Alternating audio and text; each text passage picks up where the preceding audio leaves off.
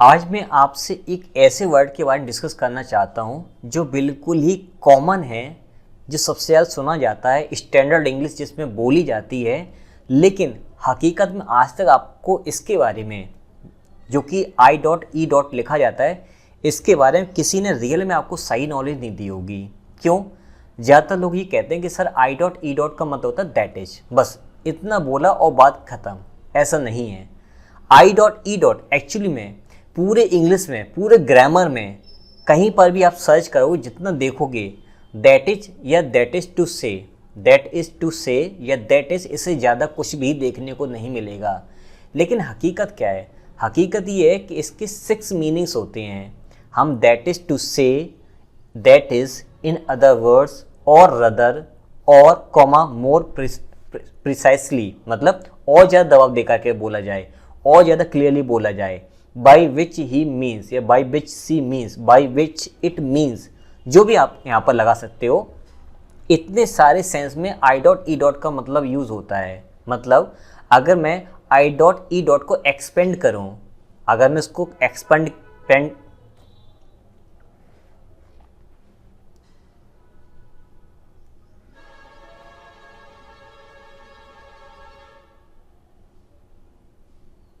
अगर मैं इसको एक्सपेंड करने की कोशिश करूं तो एक्चुअली में कॉन्टेक्स्ट के अकॉर्डिंग, सेंटेंस के अकॉर्डिंग क्या बात चल रही है उस रेफरेंस में 6 तरीके से यूज़ होता है। बिलीव नहीं करोगे, लेकिन ऐसा हकीकत में है। मैं आपको प्रूव करके दिखाऊंगा कि I.E. का मतलब केवल 2 नहीं बल्कि 6 मीनिंग्स इसके निकलते हैं अलग अलग कॉन्टेक्स्ट में। तो ये एक ऐसा कॉन्सेप्ट आज मैंने उठाया है जो पूरे यूट्यूब पर कहीं पर भी किसी ने, कहीं पर भी गूगल पर भी आपको इतना इवन नहीं मिलेगा डिटेल में जितना मैं देने की कोशिश कर रहा हूँ। तो आइए देखते हैं। इसके अलावा आप चाहें तो मुझे YouTube, Facebook, Twitter, Instagram, Telegram, Koo app सभी जगह फॉलो कर सकते हो। सभी जगह मैं मिल जाऊँगा उपहार क्लासिक्स नाम से, आप मुझे फॉलो कर सकते हो। जहाँ पर मैं बात करता हूँ लोगों से, उनकी डिस्कशन करता हूँ, उनकी राय है, कुछ भी बात बतानी तो वहाँ पर हम लोग बातचीत कर लेते हैं। आप मुझे जाकर के फॉलो कर सकते हो। इसके अलावा अगर आप मुझे रियल में सपोर्ट करना चाहते हो और कोई तरीका ढूंढ रहे थे, तो उसका तरीका ये है, आप दिए गए इस UPI ID पर किसी भी ऐप से या इस कोड को स्कैन करके किसी भी ऐप से आप मुझे पे कर सकते हो।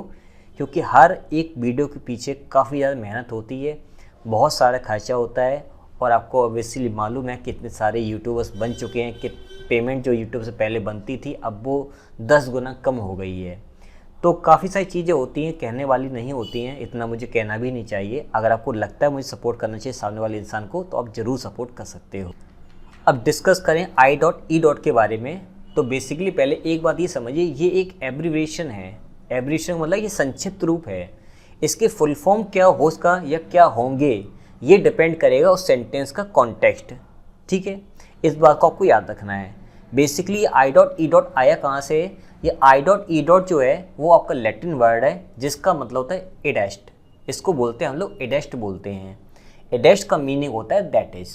इसका जो बेस मीनिंग है वो दैट इज ही है, लेकिन सेंटेंस बदलेंगे तो कॉन्टेक्स्ट बदलेगा, कॉन्टेक्स्ट बदलेगा तो इसका मीनिंग भी बदलेगा, मतलब उसके शब्द बदलेंगे। जब हम किसी भी सेंटेंस में I.E. को यूज़ करते हैं तो उसका मतलब होता है to explain exactly what the previous thing that you have mentioned means.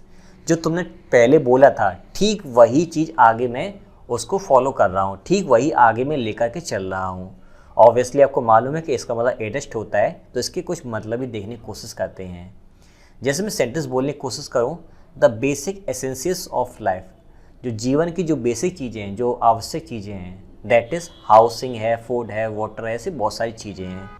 तो इस सेंटेंस में जो दैट इज़ यूज़ हुआ है या I.E. यूज़ हुआ है, इसका एक्सपेंड क्या होगा मैं अभी आगे बताऊंगा कि इसको कैसे एक्सपेंड करना है, किस वर्ड में करना है, किस फ्रेज में करना है। लेकिन यहाँ पर I.E. के बाद जो एग्जांपल्स लिखे हैं, इसका मतलब ये है कि ऐसी चीज़ों के बारे में पहले बात कर चुका हूँ और उसके कुछ एग्जांपल्स के तौर पे मैं ये दे रहा हूँ, यानी कि रेफरेंस में पहले से ही दे चुका हूँ। अगर मैं I.E. की बात करूँ तो बेसिकली इसका मतलब होता है एक्सप्लेनिंग व्हाट यू मीन, कि आप एक्सप्लेन करना चाहते हो कि आपका मतलब क्या है, आप अपनी बात समझाना चाहते हो रियल में। जैसे कि मैं बोलना चाहूँ, सम पोएम्स आर निमोनिक्स, कुछ चीज़ें जो होती हैं वो निमोनिक्स होती हैं। जैसे कि they are designed to help you remember something, वो इसलिए डिज़ाइन, कुछ ऐसी डिज़ाइन की जाती हैं जिससे आपको वो चीज़ याद करने में आसानी हो। अब इसको अगर मैं एक्सपेंड करने की कोशिश करूं तो कुछ ऐसा भी हो सकता है।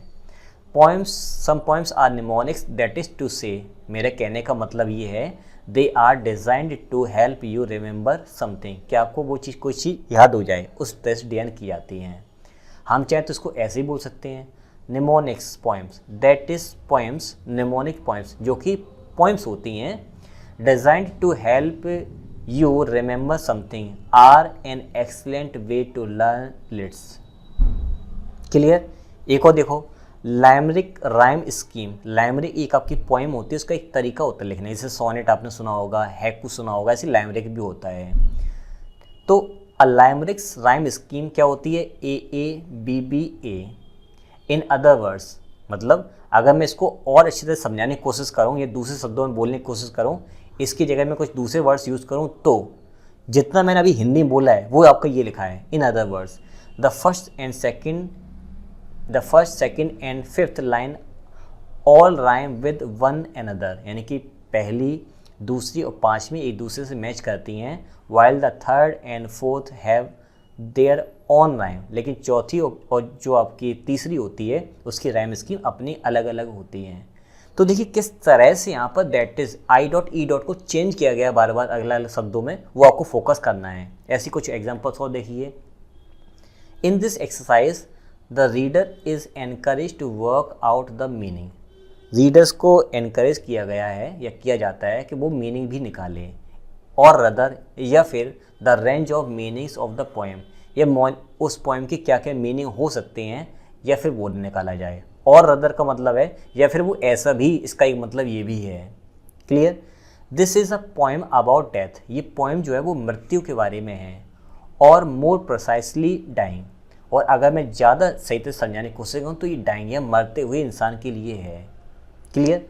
He says his poems deal with the big issues. उसने ये बोला है कि उसकी जो पोएम ज़्यादातर जो लिखी गई हैं या वो लिखता है तो बिग इश्यू से रिलेटेड उसकी पोएम्स होती हैं। ये डील विद एक आपका फ्रेजल वर्ब है, ये मैं प्रेपोजिशन एडवांस में डिटेल में डिस्कस कर चुका हूँ उसके बारे में, डील इन और डील विद। तो उसकी जो पॉइंट्स हैं वो कहता है मेरी पॉइंट्स जो हैं वो ज़्यादातर बिग इश्यू से रिलेटेड होती हैं। बाय विच ही मीन्स, जिसका मतलब क्या होता है, लव है, लॉस है, ग्रीफ है, डेथ है। उस पॉइंट में कुछ ऐसे कॉन्सेप्ट डाले जाते हैं। तो आपको ध्यान देना है कि अगर आप ये समझते हो कि आई डॉट ई डॉट का केवल मतलब दैट इज़ होता है, तो ऐसा नहीं है। वो अलग अलग मीनिंग में, अलग अलग कॉन्टेक्स्ट में शब्द बदलता है। इससे और भी ज़्यादा शब्द हो सकते हैं, इससे और भी ज़्यादा शब्दों में बदल सकता है, लेकिन जितना मैं कर सकता था उतना मैंने पूरा कर दिया है। आई होप आपको अब आई डॉट ई डॉट का सही मीनिंग समझ में आने लगा होगा कि इसको किस कॉन्टेक्स्ट में यूज़ करते हैं। अगर आपको हकीकत मेरे लेक्चर्स काफ़ी अच्छे लग रहे हैं और रियल में सपोर्ट करना चाहते हो तो आप दिए गए UPI ID मुझे पे कर सकते हो। आप किसी भी तरीके से और किसी भी एप्लीकेशन से मुझे पे कर सकते हो बड़ी ही आसानी से। आप चाहो तो इस QR कोड को स्कैन करके मुझे पे कर सकते हो। अब मिलते हैं किसी नई वीडियो, नई जानकारी के साथ में और एक नई जोश के साथ में।